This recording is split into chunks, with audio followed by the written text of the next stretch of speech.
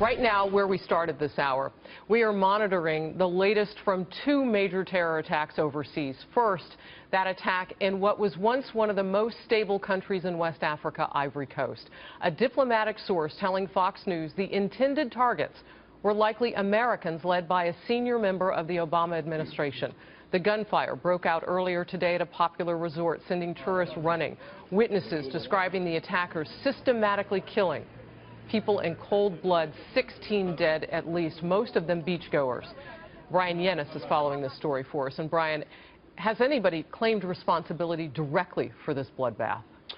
Harris, you know, an al-Qaeda affiliate in North Africa called Al-Qaeda in the Islamic Maghreb, AQIM, has claimed responsibility for this attack, according to Site Intelligence Group, which monitors jihadist websites. Now, there is no indication that Americans have been killed or wounded in the attack, but a diplomatic source in the region, as you said, Harris, tells Fox News the target of the attack was most likely a U.S. delegation led by the Assistant Commerce Secretary, Marcus Jadot, Jadot was leading a group of Americans in Grand-Bassam, about 25 miles east of the Ivory Coast capital city of Abidjan. Their group included U.S. embassy officials, college recruiters from the University of Florida. All appear to be safe. Now, 6 armed men attacked beachgoers in 3 hotels in Grand-Bassam, killing 14 civilians and 2 special force members, according to the Ivory Coast president. All 6 terrorists were killed. The Grand-Bassam is a popular getaway for locals and vacation spot for foreigners.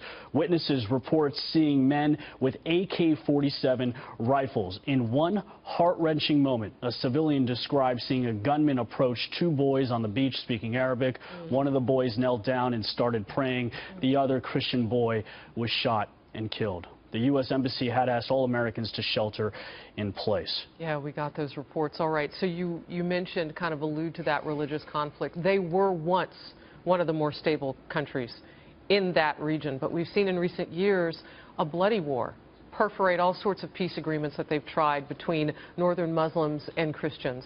And now this. Who is this group?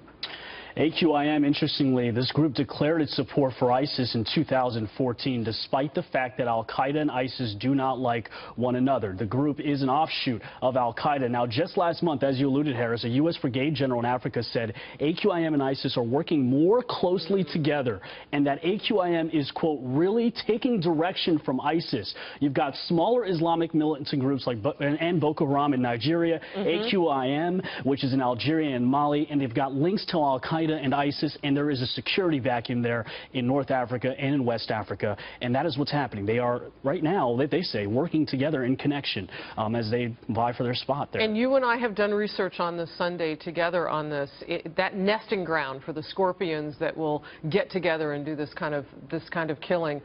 They find a way to get together often, the enemy of the enemy, so on and so forth. Brian, thank you very much.